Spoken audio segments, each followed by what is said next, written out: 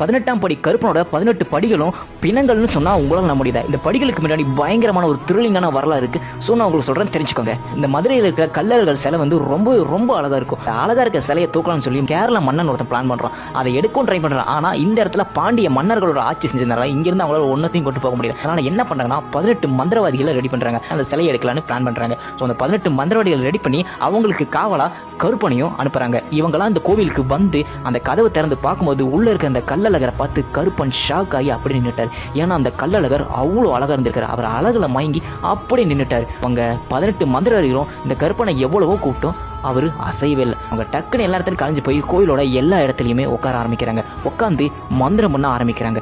ஏன்னா அந்த சிலையை வெளில கொண்டு போகல, யாருக்கும் தெரியாமல் பவர்ஃபுல்லான அந்த சிலையை கொண்டு போகல. அதனால கோயில் சுற்றி உட்காந்து மந்திரம் பண்ண ஸ்டார்ட் பண்ணுறாங்க. அது இல்லாமல் அவங்க கண்ணில் மை ஒன்று வச்சுக்கிறாங்க. அந்த மை எதுக்குன்னா அந்த கோயிலுக்குள்ளே இருக்கும்போது அவங்க யாருக்கு எனக்குமே தெரிய மாட்டாங்க அந்த மை இருக்க வரைக்கும். உடனே கள்ளழகர் என்ன பண்ணுறாங்கன்னா அந்த ஊர் பூசாரியோட கனவுல போய் இந்த மாதிரி சம்பவம் பண்ண வந்திருக்காங்க. நிறைய பேர் 18 பேர் வந்திருக்காங்க. அவங்களெல்லாம் விரட்டி அடிக்கிறதுக்கு நான் உங்களுக்கு ஒரு பிளான் சொல்கிறேன் அப்படின்னு சொல்லி ஒரு பிளானும் சொல்கிறேன். அதாவது என்னன்னா, நீங்கள் பொங்கல் வைப்பீங்க பார்த்தீங்க, அதில் மிளகு கொஞ்சம் ஜாஸ்தியாக போடுங்க. அப்புறம் புரியாமல் ஏந்திரிச்சு கனவுலேருந்து முழிச்சு அப்போ ரெடி பண்ணும்போது மிளகு கொஞ்சம் தூக்கலாக போகிறாங்க. ஸோ மிளகு கொஞ்சம் தூக்கலாக போட்டு அந்த கோயிலுக்கு எடுத்து வரும்போது அந்த காரம் தாங்க முடியாமல் அந்த மந்திரவாதிகள் எல்லாமே அழ ஆரம்பிக்கிறாங்க. அதாவது அவங்க கண்ணிலேருந்து தண்ணி வர ஆரம்பிக்குது. ஸோ கண்ணிலேருந்து தண்ணி வரும்போது அந்த மையம் அழிஞ்சு போயிடுது. அழிஞ்சு போன உடனே அவங்க எல்லாம் கண்ணுக்கு தெரிய ஆரம்பிக்கிறாங்க. அந்த மந்திரவாதிகள் மறைஞ்சிருந்தாங்க பார்த்தீங்கன்னா கண்ணுக்கு தெரிய ஆரம்பிக்கிறாங்க. ஸோ ஊர் மக்கள்லாம் அவங்களை பிடிச்சி என்ன பண்ணுறாங்க,